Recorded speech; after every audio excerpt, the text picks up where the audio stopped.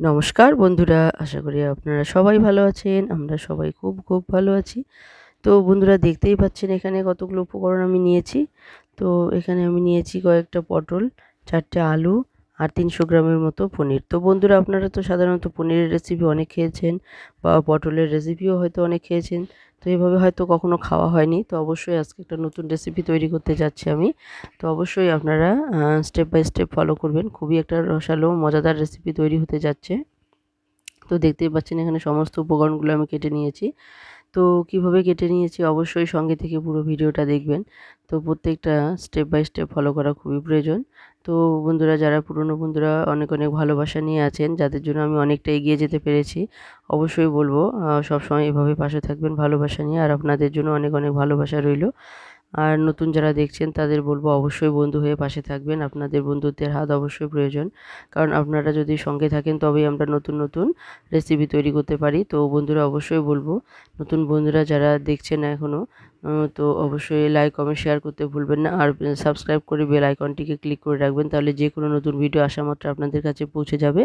তো বন্ধুরা দেখুন এখানে কিন্তু সুন্দরভাবে আমি পনিরগুলোকে কেটে নেব স্টেপ বাই স্টেপ।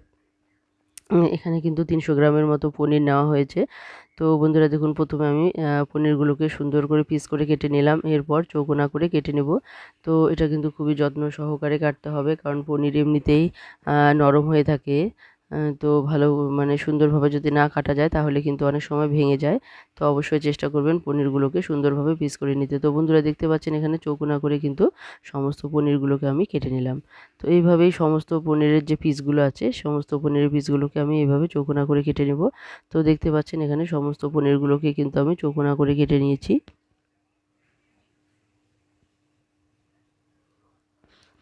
তো দেখতে পাচ্ছেন এখানে সমস্ত উপকরণগুলো আমি এইভাবেই কেটে নেব সুন্দরভাবে। তো পটলগুলোকে কিভাবে কেটে নেব অবশ্যই সঙ্গে থেকে পুরো ভিডিওটা দেখবেন, কারণ পটলগুলোকে কিন্তু এভাবে যদি কাটা যায় তবেই কিন্তু এই রেসিপিটা রসালো হবে আর মজাদার হবে।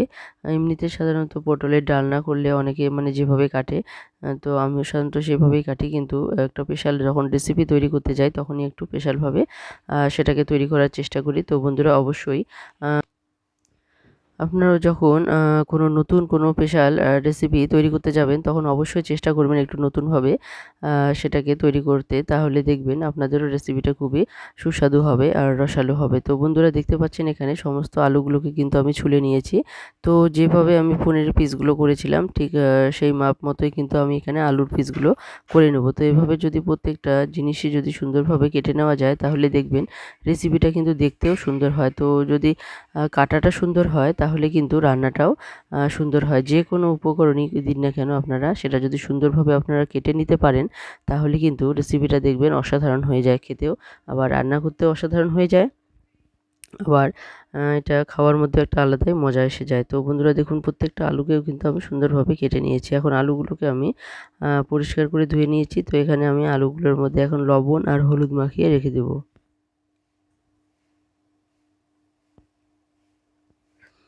তো দেখতে পাচ্ছেন সমস্ত আলুগুলো কিন্তু নিয়ে নিয়েছি। তো এখন আমি এখানে আলুর মধ্যে দিয়ে দিব লবণ আর সামান্য পরিমাণ হলুদ। তো দিয়ে আমি এটাকে ভালোভাবে মেখে রেখে দেব। তারপর আমি যে পটলগুলো আছে সেই পটলগুলোকে তৈরি করতে শুরু করে দেব। তো বন্ধুরা দেখুন এখানে কিন্তু লবণ মেখে রেখে দিলাম। পনির আর আলুটা আমি লবণ মেখে রেখে দিয়েছি আলাদা আলাদা করে। তো এখন দেখুন এখানে কিছু পরিমাণ পটল নেওয়া হয়েছে। তো এই পটলগুলোকে কিন্তু সুন্দরভাবে ছুলতে হবে। তো বন্ধুরা অবশ্যই বলবো, যদি আপনারা পটলের রেসিপি মজাদার করতে চান তো অবশ্যই আপনাদেরকে কিন্তু এভাবে ছুলে নিতে হবে। তবেই কিন্তু আপনাদের পটলের যে রেসিপিটা সেটা কিন্তু অসাধারণ হবে। আর যদি এমনি আপনারা শুধু এরকম সাইড থেকে দু একটা সাইড কেটে নেন তাহলে কিন্তু অতটাও মজাদার হয় না। তো অবশ্যই বলবো বন্ধুরা, যখনই আপনারা পটলের কোনো রেসিপি তৈরি করতে যাবেন তখন যদি এভাবে একটু কষ্ট করে ছুলে নিতে পারেন তাহলে কিন্তু এটা খেতে খুবই মজাদার হয়। তো সাধারণত এখানে একটু সময় একটু বেশি লাগবে, কিন্তু এটা কিন্তু খেতেও কিন্তু দারুণ মজাদার হবে। যদি আমরা একটুখানি কষ্ট করি বা একটুখানি সময় দিয়ে যদি রান্না করতে পারি তাহলে দেখবেন রান্নাটা কিন্তু ভীষণ সুস্বাদু হবে, আবার বাড়ির সকলে খেয়ে কিন্তু খুবই ভালো পাবে। আর আপনারও যখন রান্নাটা খুব ভালো হবে তখন দেখবেন আপনারও নিজেরও খুবই ভালো লাগবে। তো বন্ধুরা দেখুন এখানে পটলটা আমি ছুলে নিয়েছি। তো এভাবেই সমস্ত পটলগুলোকে আমি ছুলে নেব। এখানে আমার সময় লাগছে একটু বেশি, কিন্তু রান্নাটা কিন্তু খুবই মজাদার হবে। কারণ যে কোনো কাজের পিছনে যদি আমরা একটু সময় দেই, ধৈর্য নিয়ে যদি কোনো কাজ করি, তাহলে দেখবেন সেই কাজটা কিন্তু একদম সাকসেস হয়ে যায়। আর সেটা কিন্তু নিজেরও তখন ভালো লাগে। তো অবশ্যই চেষ্টা করবেন যখনই আপনারা কোনো নতুন রেসিপি তৈরি করতে যাবেন, সেখানে অবশ্যই ধৈর্য এবং সময় দিয়ে কিন্তু কাজটা করবেন। তাহলে দেখবেন আপনাদের সব কাজই সাকসেস হয়ে যাবে। তো বন্ধুরা দেখুন এখানে কিন্তু আমি মশলা নিয়েছি, প্রায় আদা নিয়েছি আমি 2 চামচের মতোই। সেটা একটু জলে গোলানোর জন্য একটু বেশি দেখা যাচ্ছে, কিন্তু এখানে কিন্তু 2 চামচ পরিমাণই আদা আছে। আর এখানে হাফ চামচ পরিমাণ দিয়ে দিলাম হলুদ গুঁড়ো, আর এখানে হাফ চামচের মতোই দিয়ে দিলাম হচ্ছে ধনে গুঁড়ো, আর এখানে কাশ্মীরি লঙ্কা গুঁড়ো দিলাম হাফ চামচ পরিমাণ। তো এই শুকনো মশলাগুলো কিন্তু আমি জলে ভিজিয়ে রাখবো। তো যে কোনো মশলাই যদি আপনারা জলে ভিজিয়ে করেন, তাহলে দেখবেন আপনাদের কালারটা কিন্তু খুবই সুন্দর আসবে, আর রান্নাটা মানে করতেও ভালো লাগবে। তো বন্ধুরা দেখুন এখানে কিন্তু মশলাগুলোকে আমি এখন জল দিয়ে দিলাম, আর জলে গুলিয়ে আমি রেখে দেবো। তো বন্ধুরা দেখুন এখানে কিন্তু পটলের আ আন যে মানে যতগুলো পটল আমি দেবো, সমস্ত পটলগুলোকেই কিন্তু আমি ছুলে নিয়েছি। এখানে প্রায় 8 টার মতো পটল আমি নিয়েছি। তো যেহেতু এখানে পটলের সাইজটা অনেকটাই লম্বা, তো এখানে কিন্তু পটলগুলোকে আমি 2 টুকরো করব না। এখানে দেখতেই পাচ্ছেন পটলগুলোকে কিন্তু আমি 3 টুকরো করে নিচ্ছি। তো পটলগুলোর সাইজ একটু লম্বা হওয়ার জন্যই কিন্তু পটলগুলোকে আমি 3 টুকরো করে নিচ্ছি। তো আপনারা চাইলে একটু বড় করে যদি করেন, তাহলে 2 টুকরো করেও নিতে পারেন। তো আমার মনে হচ্ছে যেহেতু এখানে পনির আর আলুর সাইজটা একটু ছোট, তো সেই হিসেবে আমি কিন্তু পটলের সাইজটা ছোট করার জন্য কিন্তু 3 টুকরো করলাম। তবুও এখানে অনেকটা বড়ই হয়েছে, যেহেতু পটলগুলো একটু লম্বা সাইজের ছিল। তো বন্ধুরা দেখুন কতটা সুন্দরভাবে কেটে নিয়েছে। তো এভাবে প্রত্যেকটা উপকরণ যদি আপনারা সুন্দরভাবে কেটে নেন, তাহলে দেখবেন যে আপনাদের কিন্তু রান্নাটা খুবই সুন্দর হবে। কারণ কাটার উপরে কিন্তু অনেক সময় রান্নার মানে যে দেখতে সেটা কিন্তু নির্ভর করে, সুন্দরতা মানে নির্ভর করে। যতটা সুন্দর হবে আপনাদের কাটা, ততটাই কিন্তু রেসিপিটাও সুন্দর হবে। তো বন্ধুরা দেখুন এখানে কড়াই বসিয়ে দিয়েছি, কড়াইয়ের মধ্যে তেলও দিয়ে দিয়েছি। তো এখানে আমি সর্ষের তেল দিয়েছি। আর এখন পনিরগুলো ভেজে নেব। তো এইখানে যতটা পরিমাণ তেল দিয়েছি আমি, এই তেলের মধ্যে কিন্তু সমস্ত উপকরণগুলো ভাজা হয়ে যাবে, এবং শেষে এই তেলের মধ্যে কিন্তু রান্নাটাও হয়ে যাবে। তো বন্ধুরা দেখুন এখানে প্রত্যেকটা স্টেপ বাই স্টেপ ফলো করা দরকার, কারণ প্রত্যেকটা রেসিপি কিন্তু ভালো করে ভেজে নিতে হবে, এবং কতটা পরিমাণ ভেজে নিতে হবে সেটাও কিন্তু একটু জানার বিষয় আছে। তো অবশ্যই বলব বন্ধুরা, এভাবে কিন্তু সমস্ত উপকরণগুলি ভেজে নিতে হবে। তো কতটুকু ভেজে নিতে হবে, তো অবশ্যই সঙ্গে থেকে পুরো ভিডিওটা দেখবেন। তো দেখুন এখানে কিন্তু পনিরগুলোকে আমি একদম বেশি লাল করে ভাজবো না, কারণ দেখুন এখানে কিন্তু হালকা করে আমি পনিরগুলোকে ভেজে নিয়েছি। তো এখন পনিরগুলোর ভাজার পর যে অবশিষ্ট তেল ছিল, সেই তেলের মধ্যে কিন্তু আমি আলুগুলোকে ভেজে নেব।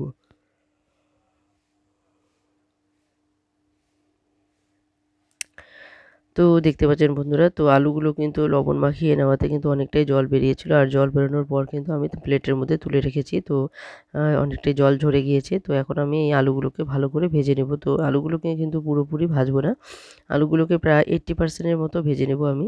তো দেখতে পাচ্ছেন এখানে আলুগুলোকে আমি ওই তেলের মধ্যে ভেজে নিচ্ছি। আর এখানে ভাজতে গিয়ে কিন্তু পুরোপুরি একদম গলিয়ে সিদ্ধ করে নেব এরকম না, কিন্তু 80% এর মতো ভেজে নেব। বাকি 20% কিন্তু আমি কষানোর মধ্যে, আর ঝোল যখন জল দেব তখন কিন্তু বাকিটা সেদ্ধ হয়ে যাবে। তো আপনাদেরকে একটু এখানে দেখিয়ে দিচ্ছি, দেখুন আলুটা কিন্তু পুরোপুরি সিদ্ধ হয়নি, একটু শক্ত শক্ত লাগছে। তো এরকম করে আমি কিছুক্ষণ আর একটু ভেজে নেব, 80% এর মতো প্রায় ভেজে নেব। তো বন্ধুরা অবশ্যই বলবো, অনেক অনেক অনেক অনেক ভালোবাসা সবার প্রতি, যারা আমাকে সাপোর্ট করে যাচ্ছেন, এবং অনেক অনেক সুন্দর সুন্দর কমেন্ট করে যাচ্ছেন বন্ধুরা। তো অবশ্যই সবসময় কমেন্ট করবেন, কারণ আপনাদের কমেন্টের অপেক্ষায় আমি থাকি। আপনাদের কমেন্ট পড়তেও খুব ভালো লাগে। তো অবশ্যই বলবো যে বন্ধুরা আপনারা এভাবেই লাইক এবং কমেন্ট করে যান, কারণ আপনাদের লাইক এবং কমেন্টই পারে আমাদেরকে উৎসাহ বাড়াতে, যেন আমরা নতুন নতুন ভিডিও আপনাদের জন্য নিয়ে আসতে পারি।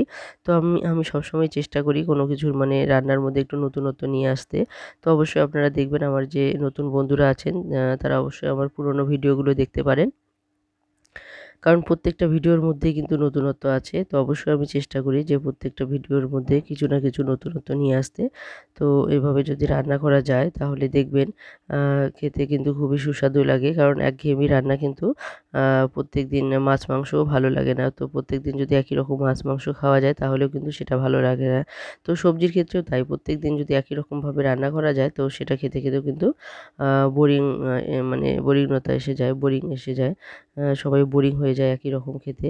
তো অবশ্যই আপনারা চেষ্টা করবেন যে একটু যদি ভিন্নভাবে রান্না করা যায় তাহলে দেখবেন এটা কিন্তু খেতে খুবই সুস্বাদু হয়। তো বন্ধুরা দেখুন এখানে কিন্তু কথায় কথায় পটলগুলো আমার প্রায় ভাজা হয়ে গেছে। তো পটলগুলোকে কিন্তু পুরোটা আমি ভেজে নেব না, প্রায় 70% এর মতোই ভেজে নেব, কারণ পটল একটুতেই নরম। তো একটুতে বেশি ভাজা হলে কিন্তু এগুলো চমসায় যাবে। তো সেটা কিন্তু দেখতে ভালো লাগবে না। তো পটলগুলোকে কিন্তু পুরোপুরি ভাজবেন না। তো এখানে আমি 70% এর মতো প্রায় পটলগুলোকে ভেজে নিয়েছি। কারণ বাকিটা যদি 30% ভেজে নেই তাহলে কিন্তু একদম চুমসে যাবে। তো সেটা কিন্তু খেতে ভালো হবে না। তো অবশ্যই বলব পুরোপুরি পটলগুলোকে সিদ্ধ করে নেবেন না। তো বন্ধুরা দেখুন এখানে কিন্তু আ আমি এখানে কালো মানে কাঁচা লঙ্কা, শুকনো লঙ্কা আর গোটা জিরে সোমবারে দিয়ে দিলাম। আর এই তেলের মধ্যে কিন্তু রান্না হচ্ছে, বন্ধুরা দেখতেই পাচ্ছেন। আমি কিন্তু আর নতুন করে কোনো তেল দেইনি। তো এই তেলের মধ্যেই কিন্তু রান্নাটা হয়ে যাবে। তো এখানে যে আ তেলগুলো দেওয়া আছে, তো ওই সমস্ত উপকরণগুলো ভাজতে ভাজতে কালারটা একটু কালো হয়ে গেছে, তাতেও কিন্তু কোনো অসুবিধা নেই। তো এখানে যে মশলাগুলো আছে সেই মশলাগুলো কিন্তু এখানে আমি দিয়ে কষিয়ে নেব। তো মশলাগুলো তো আমি জলে আগে গুলিয়ে রেখেছি। তো বন্ধুরা দেখুন এখানে জলে গুলিয়ে রাখার জন্য কিন্তু মশলাটা সুন্দরভাবে এখানে কষানো হয়ে যাবে, আর কিন্তু লেগেও যাবে না, আর কালারটাও কিন্তু খুব সুন্দর হবে। তো বন্ধুরা দেখুন এখানে কিন্তু আ সমস্ত যে উপকরণগুলো আছে সেগুলো কিন্তু আমি লবণ দিয়ে ভেজে নিয়েছি। তো সেই আন্দাজ মতো কিন্তু এখানে লবণ দিতে হবে। তো যেহেতু এখানে আমি আ সমস্ত উপকরণগুলোই দিয়েছি, তো দেখুন এখানে মশলা ধোয়ার যে বাটিটা আছে সেখানে মশলা ধুয়ে কিছুটা আমি দিয়ে দিলাম জল। তো এখানে দেওয়ার পর কিন্তু অনেকটাই এখানে মানে কষানোটার সময় কিন্তু অনেকটাই জল হয়ে গেছে, দেখতেই পাচ্ছেন। তো এখানে বন্ধুরা এখন আমি স্বাদ মতো দিয়ে দেবো লবণ। তো দেখতে পাচ্ছেন এখানে সামান্য পরিমাণেই লবণ দিলাম, কারণ আলু আ তারপর যে পনির সমস্ত কিছু লবণ দিয়ে আমি ভেজে নিয়েছি। মাখাই ছিল, কিন্তু পটলটার মধ্যে কিন্তু এক্সট্রা কোনো লবণ দেইনি। কারণ ভাজার সময় শেষে কিন্তু অনেকটাই লবণ পড়ে থাকে তেলের মধ্যে। যদিও মানে আলুটা গলে গিয়ে জল বেরিয়ে গিয়েছিল। আলুটার থেকে মানে জল অনেকটাই বেরিয়েছিল লবণ দেওয়ার পর। তবুও আ আমার মনে হয়েছে অনেকটাই লবণ কিন্তু তেলটার মধ্যেই থাকে। যার জন্য কিন্তু পটলটাকে আমি আর আলাদাভাবে তেল দেইনি, না লবণ দেইনি। তো না দিয়ে কিন্তু মানে ভেজে নিয়েছি। তো বন্ধুরা দেখুন এখানে কিন্তু মশলাগুলো কষানোর পর কিন্তু আমি যে উপকরণগুলো আছে সেগুলো কিন্তু দিয়ে দিলাম। পটল আর আলু এখানে দিয়ে কষিয়ে নিলাম। আর এখানে পনির যে জলের মধ্যে রেখে দিয়েছিলাম, সেই পনির রাখা যে জলটা সেটা কিন্তু এখন আমি দিয়ে দিলাম। আর দিয়ে দেওয়ার পর এটা কিন্তু কিছুক্ষণ ফুটোতে হবে। তো যেহেতু এখানে আলু আর পটলটা মোটামুটি আমার এখানে সেদ্ধ হয়ে গিয়েছিল, আর কিছুটা কষানোর সময়ও সেদ্ধ হয়ে গিয়েছে। তো এখন কিন্তু আর বেশি করে জল দিয়ে সেদ্ধ করার কোনো ব্যাপার নেই। তো দেখতেই পাচ্ছেন এখানে জলটা কতটুকু আমি দিয়েছি। তো এই জলেই কিন্তু এই রান্নাটা হয়ে যাবে। তো এখন আমি এটাকে ৫ থেকে ১০ মিনিটের মতো মানে জলটাকে যখন ফুটিয়ে যাবে, ফুটে উঠবে, তো সেদ্ধ হয়ে যাবে বাকি অংশগুলো। তো তখন কিন্তু আমি এখানে পনির দিয়ে দেবো। তো বন্ধুরা দেখুন এখানে কিন্তু আ যে পনিরের যে রাখার যে বাটিটা আছে সেটা ধুয়ে আমি সামান্য পরিমাণে একটু জল দিয়ে দিলাম। তো বন্ধুরা দেখতে পাচ্ছেন এখানে, তো এখানে কিন্তু যে জলটা আমি দিয়েছি সেই জলের মধ্যে কিন্তু রান্না হয়ে যাবে। তো সেই আন্দাজ মতো আমি এখানে লবণ দিয়েছি। এখন জলটা ফুটানো অবধি অপেক্ষা করতে হবে। তো বন্ধুরা অবশ্যই বলব যে সবাইকে অসংখ্য অসংখ্য ধন্যবাদ। এখনও অবধি যারা আমার সঙ্গে আছেন তাদেরকে বলব আবারও অসংখ্য ধন্যবাদ। এভাবে সহযোগিতা করে যান বন্ধুরা। আপনাদের সহযোগিতা ছাড়া আমাদের এগিয়ে যাওয়া অসম্ভব। তো অবশ্যই বলব আপনাদের অনেক অনেক ভালোবাসার প্রয়োজন। তো আপনারা যদি ভালোবাসা নিয়ে সঙ্গে থাকেন তাহলেই কিন্তু আমরা অনেকটা পথ এগিয়ে যেতে পারবো, আর নতুন নতুন রেসিপি আপনাদের জন্য নিয়ে আসতে পারবো। তো বন্ধুরা, নতুন বন্ধুরা যারা দেখছেন, যারা এখনও অবধি বন্ধু হননি, তাদেরকে বলবো অবশ্যই বন্ধু হয়ে পাশে থাকতে, কারণ আপনাদের বন্ধুত্বের খুবই প্রয়োজন। কারণ আপনাদের বন্ধুত্ব ছাড়া কিন্তু এগিয়ে যেতে পারবো না। তো বন্ধুরা দেখুন এখানে কিন্তু আমি কথায় কথায় এদিকে পনিরগুলো দিয়ে দিয়েছি। আর দেখুন এখানে কিন্তু যে যে মানে ঝোলের যে জলটা দিয়েছি সেটাও কিন্তু ফুটে উঠেছে অনেকটাই। তো দেখতে পাচ্ছেন এখানে তো কালারটা কিন্তু খুবই সুন্দর হয়েছে। আর এই রেসিপিটা শুধু দেখতেই সুন্দর হয়েছে তা নয় কিন্তু এটা কিন্তু মানে খেতেও খুবই সুস্বাদু হয়েছে। তো বন্ধুরা দেখুন এখানে কিন্তু আমি দিয়ে দেবো আমার মানে ঘরেই তৈরি করা গোটা গরম মশলা, যেটাকে আমি গুঁড়ো করে রেখে দিয়েছিলাম। তো দেখতে পাচ্ছেন এখানে প্রায় হাফ চামচ পরিমাণ কিন্তু গরম মশলা আমি নিয়েছি। তো একবারে আমি দিয়ে দেবো না, প্রথমে একটু দিয়ে দিলাম, তারপর এটাকে নাড়াচাড়া করে বাকিটা দিয়ে দেবো। তো বন্ধুরা দেখতে পাচ্ছেন একটু নাড়াচাড়া করে কিন্তু বাকিটাও আমি দিয়ে দিলাম। তো এভাবে দেওয়াতে কী হলো, সমস্ত তল উপর যতটাই আছে সমস্ত কিন্তু মানে সুন্দরভাবে কিন্তু মশলাগুলো গায়ে লেগে গেল। আর এই ঘ্রাণটাও কিন্তু মানে অসাধারণ। তো সাধারণত আমরা প্যাকেটের মশলাই ব্যবহার করি। তো আমি এক্সট্রাভাবে একটুখানি মশলা তৈরি করে রেখেছিলাম দেওয়ার জন্য। তো সেটা আমি মানে ভিডিও করিনি। তো দেখুন এখানে কিন্তু আমার মানে যেটা আমি বানাতে যাচ্ছি সেটা কিন্তু পটলের কিন্তু হয়ে গেছে। সে পটলের আপনার রসাই বলুন আর পটলের আপনার ডালনাই বলুন। তো আমরা সাধারণত অনেকভাবেই রান্না করেছি। তো এইভাবে যদি পনির দিয়ে রান্না করা যায় তাহলে খেতে কিন্তু খুবই মানে সুস্বাদু হয়। তো বন্ধুরা পনির মানে পটলটাকে অবশ্যই কিন্তু এইভাবে কেটে নিতে হবে, ছুলে নিতে হবে। তো বন্ধুরা আপনারাই দেখুন কতটা রসালো হয়েছে আর প্রত্যেকটা পটল কতটা রসালো হয়েছে দেখুন, মনে হচ্ছে যে একদম রসে টইটুম্বর হয়ে আছে। তো এটা শুধু দেখতেই যে সুন্দর হয়েছে তা নয়, প্রত্যেকটা পটল কিন্তু খেতে অসাধারণ হয়েছে। শুধু একবার মুখে দিলেই আপনারা বুঝতে পারবেন। তো অবশ্যই বলব বন্ধুরা এভাবে একবার হলেও রান্না করে দেখুন, খেতে কিন্তু খুবই ভালো লাগবে। হয়তো আপনাদের সময় একটু বেশি লাগবে কিন্তু খেতে কিন্তু খুবই মজার হবে। তো এতক্ষণ অবধি যারা সঙ্গে ছিলেন বন্ধুরা অসংখ্য অসংখ্য ধন্যবাদ। তো এখানে কিন্তু আমি এখানে মানে এভাবেই আমি রান্না করেছি আর আপনাদেরকেও বলবো অবশ্যই এভাবে আপনারা রান্না করুন। আর আপনারা দেখুন কতটা রসালো হয়েছে পটলগুলো। তো বন্ধুরা এখানে আমি শেষ করছি। নমস্কার।